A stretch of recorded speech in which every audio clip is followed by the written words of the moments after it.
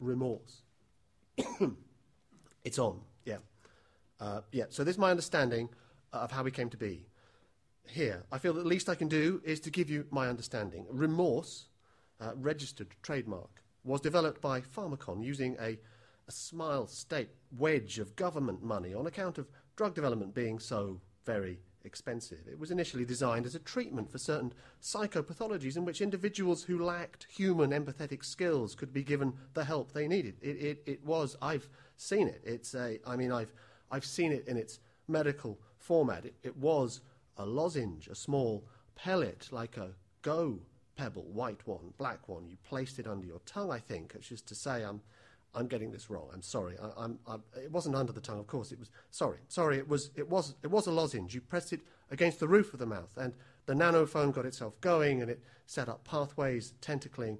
It insinuated its way into the brain pan. Okay, let's imagine a sociopath. They tested it on psychopaths and murderers first of all. Now, there's a center in the brain where remorse is, generated. I'm sorry. I'm not being very coherent. I'm really sorry. The killer kills because he is untroubled about the violence he inflicts on others. Killer kills because it makes him feel powerful and immune. And that power and that immunity depend upon the thingness of the victim. You cut a throat, and it's only a throat. It's not a whole living, terrified human being. It's not even a throat. It's just a mechanism by which the killer reinforces his superhumanity.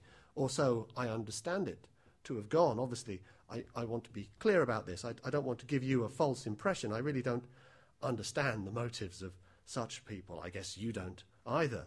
But we can both agree that they needed a treatment. And pretty soon we can see how it becomes a treatment for all crime, to core, crime as a whole. Put it in the water. That was the slogan, the famous Senator Blanchett slogan. And why not put it in the water supply? It's the utopia drug. Excuse me. I'm sorry, I can't remember who called it that, but it's a well-chosen phrase, don't you think? A dilution, a development of the pharmacochemistry, certain populations, that's the idea, because if we give Hannibal Lecter this pill, we discover that he empathizes too much with his victim to kill them. Just pulling the knife from the sheath maketh the killer for to burst into tears, to throw himself on the floor. I'm sorry. And if it works in large doses for such extreme criminals, then why not in smaller doses? Why not just take the edge off the crime wave? Could you steal someone's car if your mental threshold for remorse were raised just a little? Could you mug someone if you empathize with the victim? Of course not. Of course not. I'll tell you something else, too. I remember this. I'm sorry. I'm a bit disjointed. I'm sorry. This must be really annoying for you to have to listen to this rambling. Look, I remember how it was. I remember one of the reasons there was such widespread support for the drug. Let's say you arrest Hannibal Lecter. Let's say you punish him, but he's grinning the whole time. You put him in prison. You do what you like. You beat him. You make him lie on a wet mattress. Oh, God, just think of it. You pass electric currents through his body, and he's grinning at you. You see, you don't just want to hurt his body. You want him to feel the pain he has inflicted. You want to take the pain he has created and inject it into his mind. And the drug made that possible. It's a boon to justice. It forces your remorse. And it reduces crime levels. It guards against terrorism. It preserves the peace. It does all that simply by raising the natural human response to the pain of others. Even to contemplate a crime can cause overwhelming, gushing levels of remorse to flood the mind. I know, as you know, because we all know now that it's in the water. Mr. Blanchett, too tight. Okay, there. Now, things were better, of course, things were. It's a simple move to enhance the definition of crime to include political malefaction, so people don't rape and rob anymore because so much as planning the crime brings on agonizing bouts of remorse. It's not hard to refine the drug, planning to overthrow a government as a terrorist might, or planning to vote out the government as a voter might, become pretty much the same thing. And I voted at the last election with a clear conscience. Isn't the world better now? I remember how it was before, when you couldn't walk from house to store without running the risk of a gunjacking. Much better now. I've often wondered if there's a connection between the remorse response in the brain and the gratitude response. I'm grateful, certainly, I'm grateful for what the drug has done to society, of course.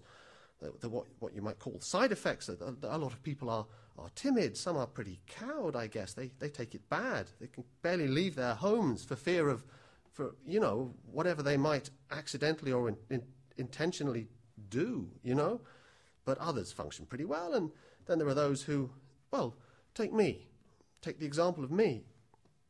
I did try for a time to pick a path so as to avoid feeling this ramped up remorse. I'd attempted, and this is not a figure of speech, I attempted not to hurt a fly, but then I realized something, that remorse is an intensity. It's an extreme focus of self-awareness and other awareness. It's, in a word, look, I'm sorry to use this word, it's sex, and that's not good enough. It's more intense than sex, provided only, look, here's what I mean. This stiletto is better than a phallus.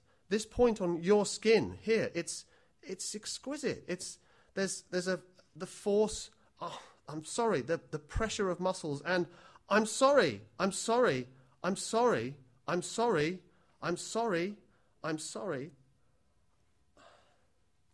always say it 7 times. I don't plan to. It just comes out that way as the knife goes in, as the blood comes out. The ecstasy of it. The ecstasy of it. And yes, it's true.